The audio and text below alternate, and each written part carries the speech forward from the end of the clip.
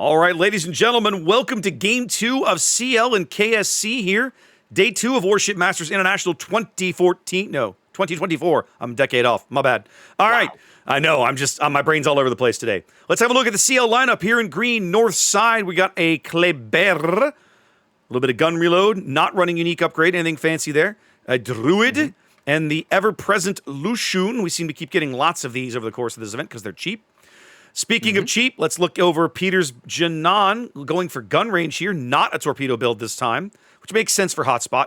Typically bad torpedo angles on this map. Xbox sticking with the Clausewitz, same build as last game, looking solid. Tamamoto in a Manitar, love that. And Alleycat now moving up to a Clausewitz as well. What is KSC doing on the South Spawn, Zath? So KSC in the South Spawn is bringing 3 destroyers. They have Ataka Hiyoshi in a Lushun, Raiden Shogun in a Holland. Now this is a unique upgrade Holland, which means that he gets extra heal, makes him very tankier, much tankier on the battlefield. We've got I'm Curious Jorg, probably George. With a Lushun. And it's just funny because of, Anyway, so we've got Warped Chaos in a Moskva, so the team betting it all on that ship with 24 points. Almost a quarter of points going to that. Wow. Unforgivable We, once again, in the Venezia. King Viper in the Henri, and we have Akari Watanabe in a Castilla heading towards the western flanks. Quick look at early deployments here. 4 ships going west for KSC versus 3 that are going to lurk near the sea cap. Minotaur Janan headed to the 910 line, mirrored by Venezia. 4 ships, Clausewitz, Kleber, double Clausewitz, Lushun, and Kleber headed to A for CL. Lushun's a really strong pick on this map because of that Hydro. It can help you lock down C. But interesting that CL is not interested in using that kind of play.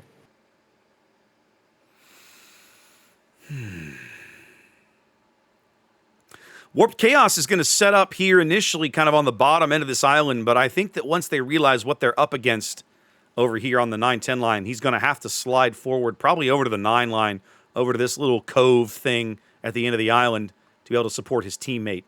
Personal opinion. Druid, just a little late to get into the cap, but enough to block Lushun from finishing up the C cap. Hydro doesn't reach that far. Honestly, this is one of those things where I think actually it makes sense. So by doing this, I talk about this a lot when I do replay analysis and I talk about randoms. By doing this, Curious George is incentivized to stay in the cap, right? Because he's got all the point gain on it. So that effectively holds him in position. And the Druid is in a great spot. He can just go forward if he needs to, back up around the island. He doesn't care. Ordinarily, you might see a destroyer stern in this position, but if you're a Druid, that's suboptimal because all of your guns are on the front.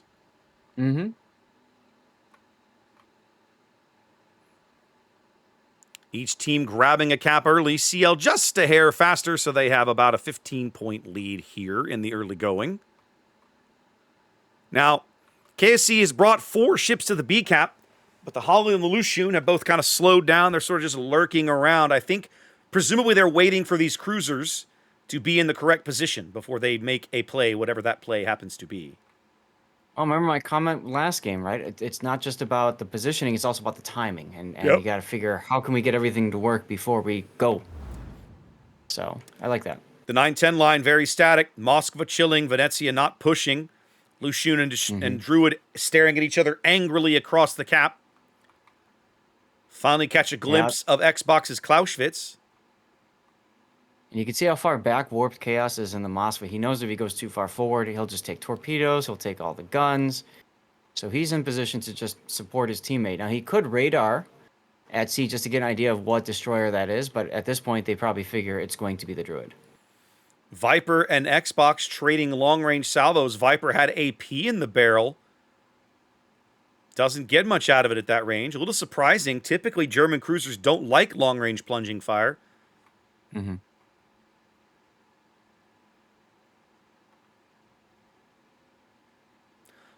Whole lot of angry torpedoes expended along the 910 line for no gain, as now CL looks like they're going to try and push the issue. They're bringing Tamamoto's Minotaur in. Moskva radar going up now.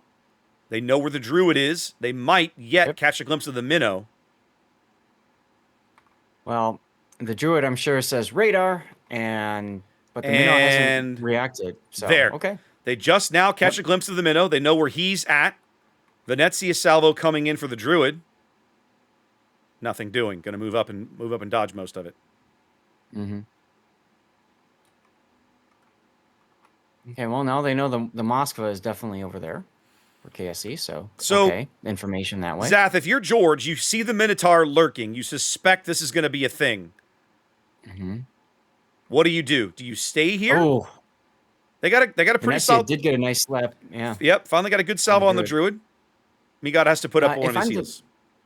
If I'm the Lu Xun and I know there's a Minotaur that's fixing to possibly come in, I'm probably going to start rotating my ship a bit so that I can just hit W and run straight south. As a matter of fact, look at CL rotating their Lucian in from the middle. I like He's about to possibly run into the other Lucian for KSC. We might have a Lucian standoff.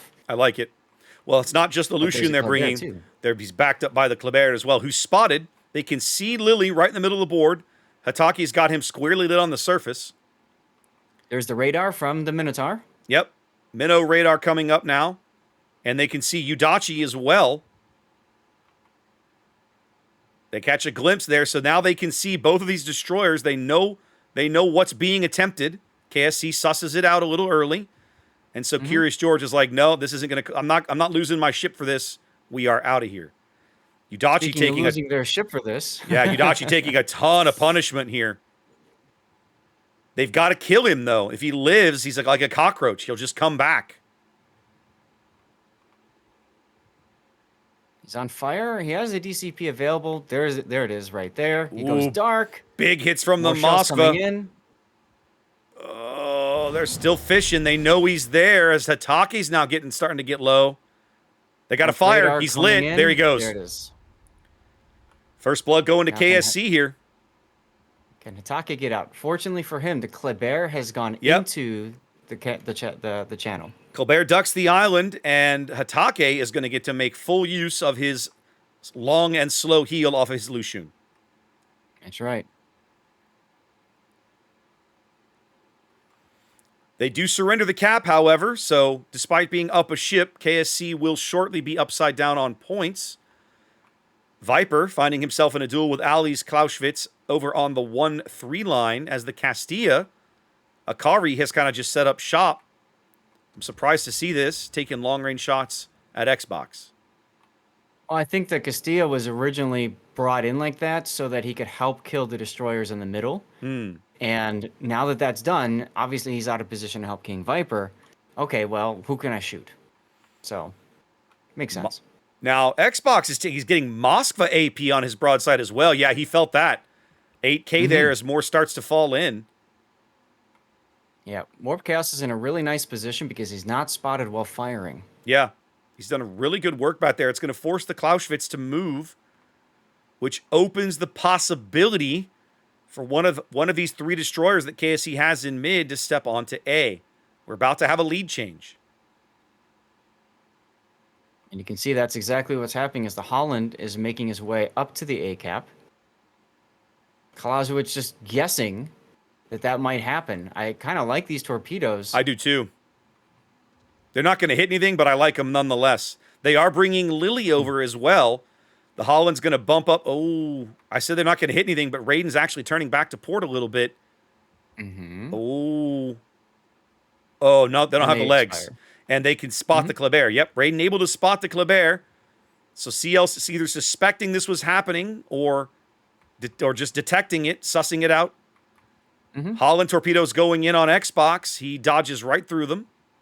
Nope, he takes one. I'm surprised he took one because he had Hydro up. Now they've brought up Hataki's Lucian. Check out this firing position, able to get hits on Xbox for free. Behind the island, very smart. So yeah, you guys can have C. That's fine. We'll just take the rest of the map. Thank you. Well, or possibly kill your buddy, kill your teammate. It could still happen here. Clausewitz getting very low. He's about to find a rock, and the rock's going to cry out, no hiding place. AP coming directly up his stern from the Castilla. Takes about 2K. If these deepwater He's torps healing. have the deepwater torps have the legs, the heal won't matter. Nope. Nope, they don't have the legs, and he spotted them anyway. One of the Lushuns now spotted. That's Hatake. Curious George now just coming out in the open. Basically saying, forget it, we're going to get you. 8:30, counteracted by the heal. They get, dies. the Henri wins this duel, and there goes. Double Clausewitz. Clausewitz double strike for KSC here, up 3 ships. Raptor, I think we're going to a game 3. I think we're going to game 3, Zath.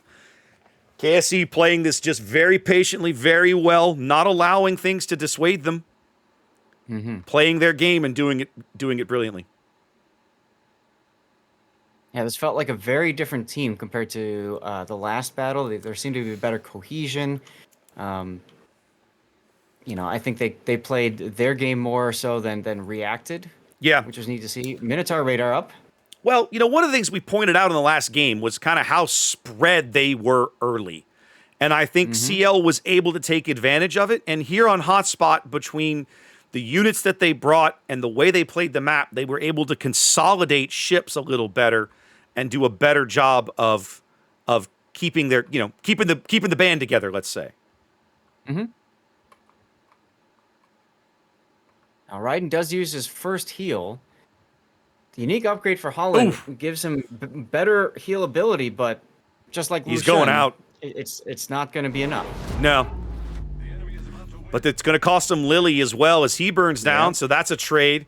Minotaur getting slapped by Castilla AP as he makes the turn to try and turn around and go back the other way.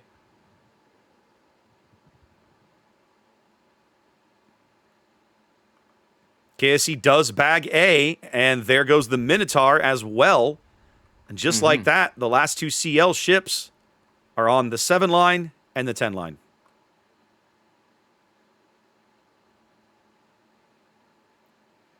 But at least the Druid got C. I got to say, Zath, this game did not play out like I expected along the 10 line. We've seen some really very heavy 10 line action games on Hotspot, and this game was not that at all. Which I kind of like to see because most of the time, too. whatever team tries to push, it just failed. So this is the first time we saw both teams say, we're not going to do much on the 10 line, and it actually, worked out in the favor of one of those teams. CL knows it's over. Me-God coming out here, getting in an open water gunfight with the Castilla. Going to throw away his ship just to speed things up so we can get on to game 3. Peter doing the same thing here in his Janan along the 10 line. That's right. Somehow, the Mosfa still only got over pens. Right. He's bouncing those. Apparently, the Janan's belt armor is enough to bounce the Russian railguns, Zach. Oh. But there we go. Peter Pan survives to make it to Never Never Land. All by himself. All by himself. That's right. All right, KSC looking solid in game 2. Let's head to game 3 on Warriors Path and see who's taking this series. Indeed. Looking forward to it.